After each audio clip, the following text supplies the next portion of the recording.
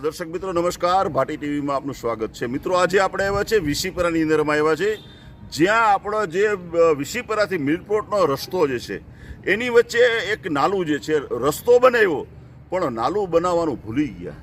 હવે એને જે નાલું બનાવવા માટે થઈને આજે 1 મહિનોથી આ રસ્તો બ્લોક કર્યો છે, જેના કારણે જે લગભગ માનો ને કે 15 થી 20 ગામડાઓના લોકો છે, વિસીપરાના લોકો છે, આ બધા જ આજે હેરાન પરેશાન છે। કારણ કે બધાએ ઠેઠ વિસીપરાથી મિલ કોલોનીથી મિલપોર્ટ સુધી જવું પડે છે। તો ખરેખર એક નાલું બનાવવામાં આજે એક મહિનો થયો છે, અને જે અહીંયા જે દશા કરી છે તમારે એ તમે જરાક જોવો તો તમને એમ થાય કે આ ખરેખર આ નગરપાલિકાએ આ જરાક આ બતાવો તો જરાક આ જોવો છે।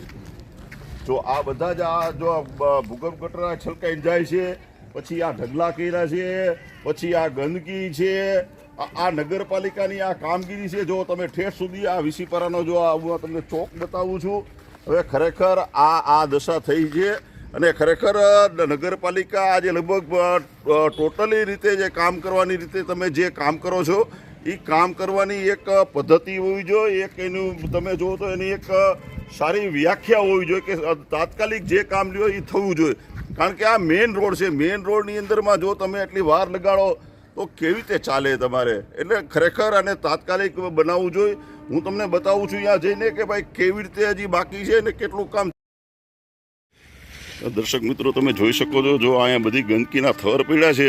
શું હવે આ દશા અત્યારે છે। અત્યારે ધવલ વેકરીયા સાહેબ, તમે ચીફ ઓફિસર છો અત્યારે હવે બધું નગરપાલિકામાં, તો આ સફાઈને એનું પણ આરે લ્યો, અને આ રોડ જે છે મિલપ્લોટથી વિસીપરાનો એ આજે 1 મહિનાથી આજે બંધ પડ્યો છે। તમે જોઈ શકો છો, જો આ ભૂગર્ભ ગટર છલકાઈ છે, સામે આખી કોલોની જે છે બધે આજે ગંદકી થાય છે। તમે જો આજે તમે અહીંયા બધા ઢગલા કર્યા છે રોડ ઉપર, એ બરાબર છે, હાલો, પણ 1 મહિનો ન થાય તમારે હવે ખાલી નાલું બનાવવું છે। હવે એમાં 1 મહિનો થયો છે, આપણે જોઈ છીએ હવે કેવી રીતે આજે આ બધું જે છે હવે અહીંયા રોડ ઉપર નાલું કેવી રીતે બને છે અને કેટલું બન્યું છે એ પણ આપણે જોઈએ છીએ। ચાલો દર્શક મિત્રો, જો હું બતાવું છું, આ નાલું બનાવે છે, હજી નાલું હજી ખોદીને જ રાખ્યું છે, હજી કેટલી એની અંદરમાં ગંભીરતા કોઈએ લીધી જ નથી। તમે જોઈ શકો છો। હવે આ નાલું બનાવવાની જે પહેલાં તો રોડ બનાવ્યો, એટલે પહેલાં તો આ નાલું એને બનાવવું જોઈએ।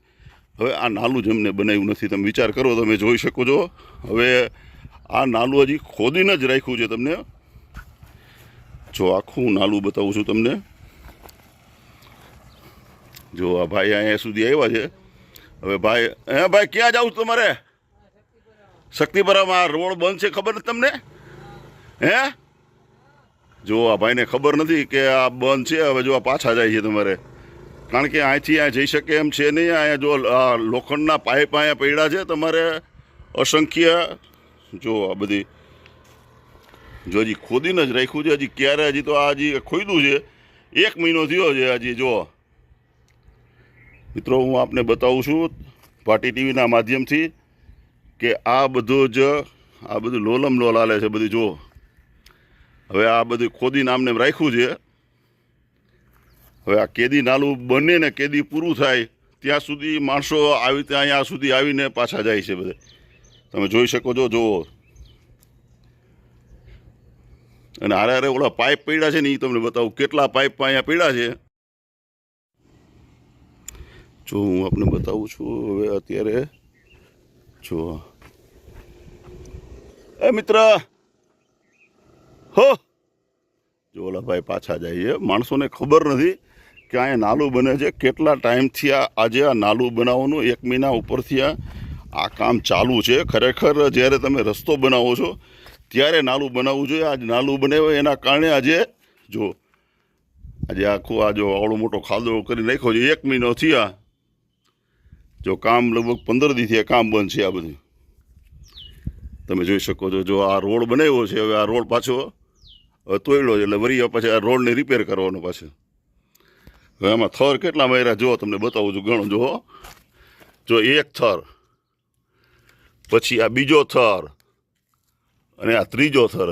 સાહેબ, એક રોડ બનાવવાની અંદરમાં 3 તો થર માર્યા છે। જો એના કારણે લગભગ 1.5 ફૂટનો આ રોડ ઊંચો થઈ ગયો છે। શું 3 તો થર માર્યા છે, બોલો, વિચાર કરો તમારે। સામે પણ તમે જોઈ શકો છો। હવે આવી પોઝિશન છે, આવા બધા અત્યારે જે બધા સરકારી તંત્ર જે છે રામ ભરોસે હાલે જ ભાઈ. જો આ બધું અત્યારે ખાડો ખોદી નાખ્યો, હવે કેદી નાલું પૂરું થાય હવે તો રામ જાણે.